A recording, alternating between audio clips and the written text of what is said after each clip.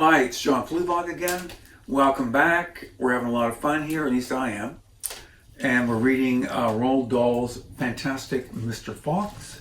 We are on chapter 12, and I think that might be all the time we've got for today. We'll do one chapter and see where it goes. It's pretty exciting, all right? So Mr. Fox and the three remaining small foxes dug fast and straight. They were all too excited now to feel tired or hungry.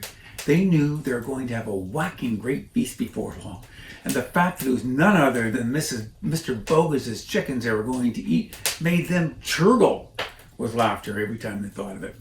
It was lovely to realize that while the fat farmer was sitting up on the hill waiting for them to starve, he was also giving them their dinner without knowing it. "Keep digging," said Mr. Fox. "It's not much further." Look at them going. You can hardly see their feet and hands going. They're just zooming. They are excited. All of a sudden, there was a deep voice above their heads and said, "Who goes there?" Look at that. Can you see that? All right. The foxes jumped. They looked up quickly and they saw, peeking through a small hole in the roof of the tunnel, a long, black, pointed, furry face. "Badger!" cried Mr. Fox. "Foxy!" cried Badger. "Oh, my goodness me. Am I glad I found somebody at last. I've been digging around in circles for 3 days and nights and haven't the foggiest idea where I am." Oh, Badger made the hole in the ceiling a little bigger and dropped down beside the foxes. A small badger, his son, dropped down after him. "Haven't you heard what's going up on the hill?" Badger said excitedly. "It's chaos. Half the woods disappeared, and there are men with guns all over the countryside. None of us can get out, not even at night. We're all starving to death." "Oh, who's we?" asked Mr. Fox. "Well, all of us diggers. That's me and the mole and the rabbit and our wives and our children. Even Weasel, who can usually sneak out of the tightest spots, is right now hiding down my hole with Mrs. Weasel and 6 kids. What on earth are we going to do, Foxy? I think we're finished." Oh, Mr. Fox looked at his 3 children and he smiled. The children smiled back at him, sharing his secret. "My dear Badger," he said, this means it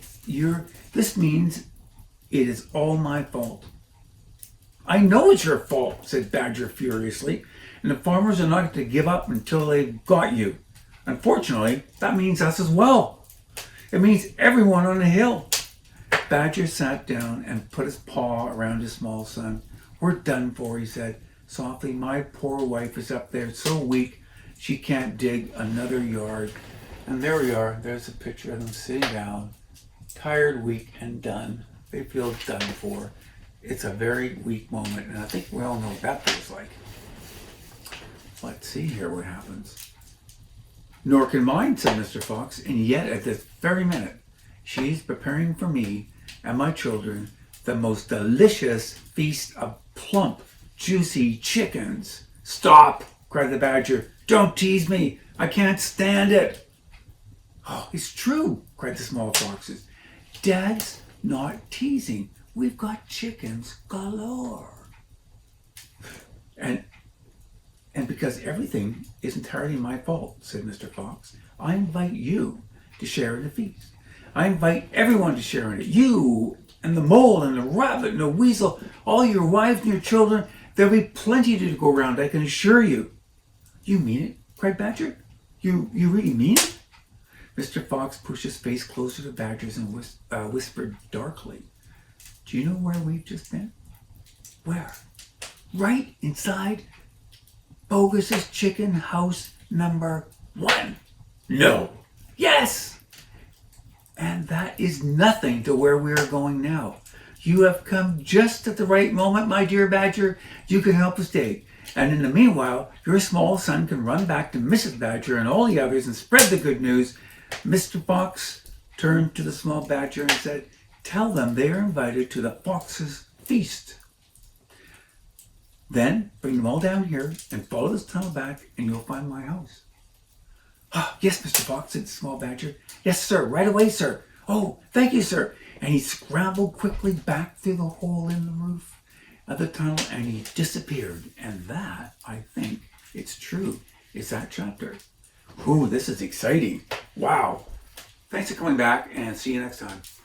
Bye.